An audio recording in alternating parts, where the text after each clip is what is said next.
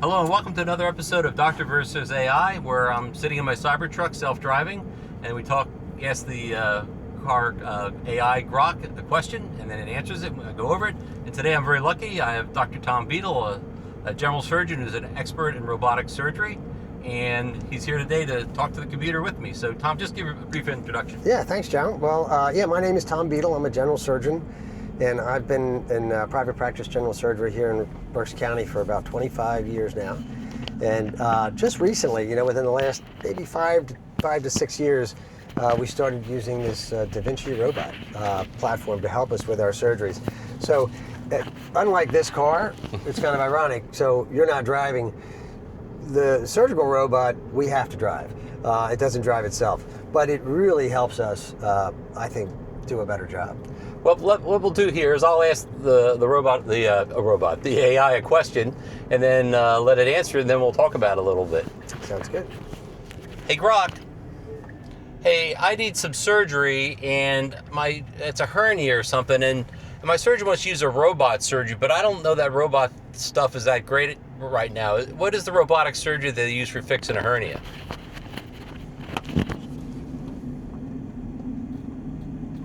The main system used for robotic hernia repair is the Da Vinci surgical robot from Intuitive Surgical. Your surgeon sits at a console and controls robotic arms with tiny instruments and a 3D camera through a few small incisions. It's basically an enhanced version of laparoscopic surgery, not some sci-fi autonomous machine. For a hernia, they typically do a robotic TAPP repair. They go through the abdomen, place mesh to reinforce the weak spot, and close things up precisely.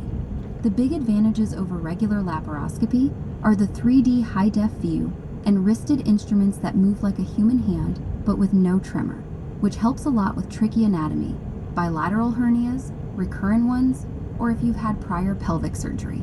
Compared to open surgery, you get smaller scars, less pain, and quicker recovery, often going home the same day.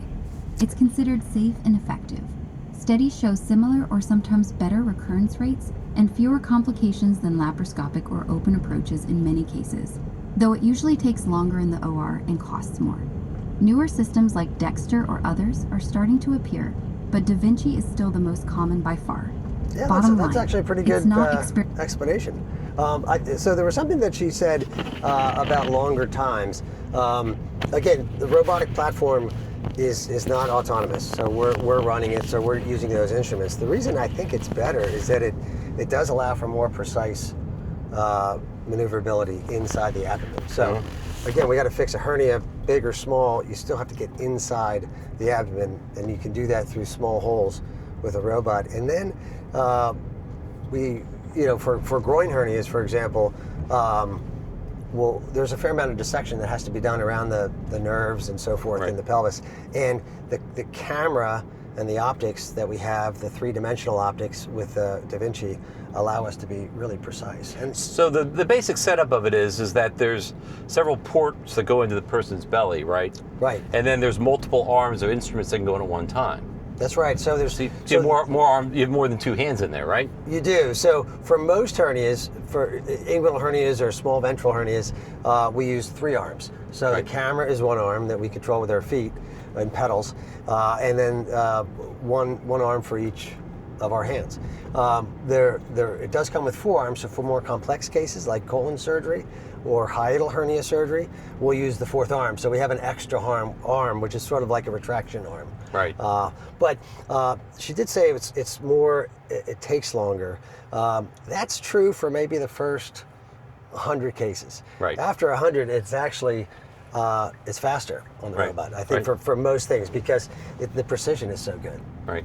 Yeah, you think that you can't see or it's harder, but I get, when it comes to like the Mako robot that I use, it kind of mentioned about longer times, but honestly, to me, it takes less time to do it, because there's certain patients that are very complicated that would take me a long time, but with a robot, those times shrink down. For sure. I found, yeah, and you can see much better.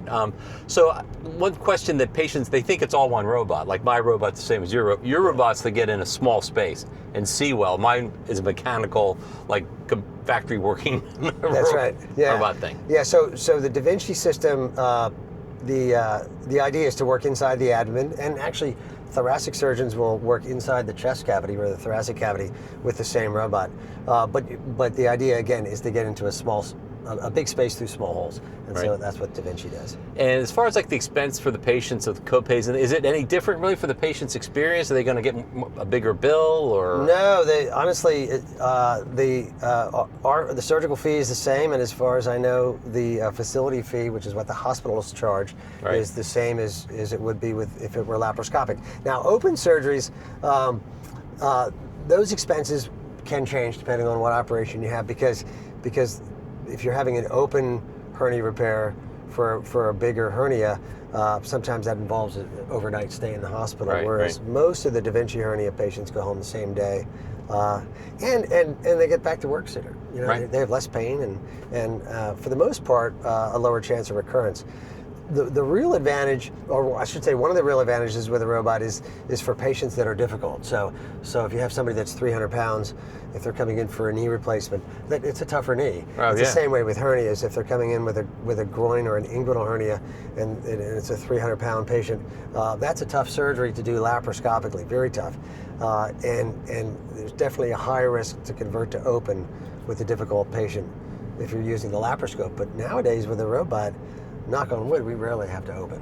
Right. This is something we do at the Surgical Institute of Reading. That's pretty commonly done there. That's right. Yeah. So we got our robot at Surgical Institute of Reading, or SIR, about 3 years ago, a little over 3 years ago, and sometimes we'll do 6 or 7 robotic hernias and gallbladder surgeries a day. Right. That's kind of my experience. I learned to do the robot on Wednesday, and by Friday I said I would do all my cases that way. It's so much better. Yeah. Now, it really is. What other kind of surgeries are done with the robot? Is it just the hernias, or what's the most common thing? So the most common thing, I think, is the inguinal hernias, and the other one, probably the second most common, is gallbladder surgery. Right. So we do a lot of gallbladder surgeries, and so when people have gallstones and they start to get symptoms with those gallstones, the only treatment is to take the gallbladder out. So for years, the laparoscope has been the standard, and laparoscopic cholecystectomies have been around since probably the mid-90s, but recently it's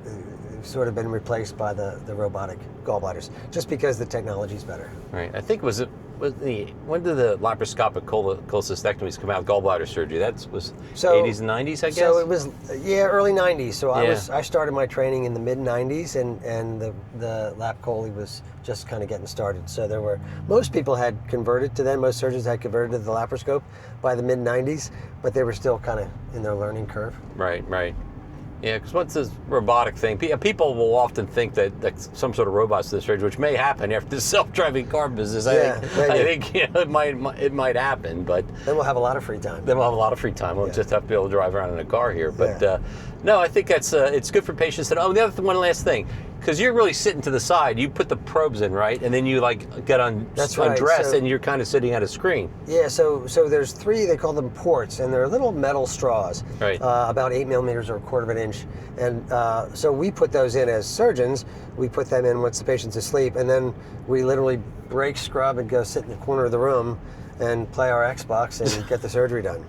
It's absolutely amazing, and this stuff just keeps getting better and better. Even with the camera technology, to be able to see better, it's clear and clear all the time. And from HD or from the old days to now this Ultra 4K, whatever the heck it is. Well, the 3-dimensional component to it is remarkable. So you get that depth perception that you don't get with a typical laparoscope. It's amazing. So it allows us to do a much better job. Great. Well, hopefully we all learned something from this episode, and it's been very educational for me. It's great to talk to Dr. Beadle here. It's been another episode of Doctor versus AI. So make sure you like and subscribe it. And thank you, Dr. Beadle.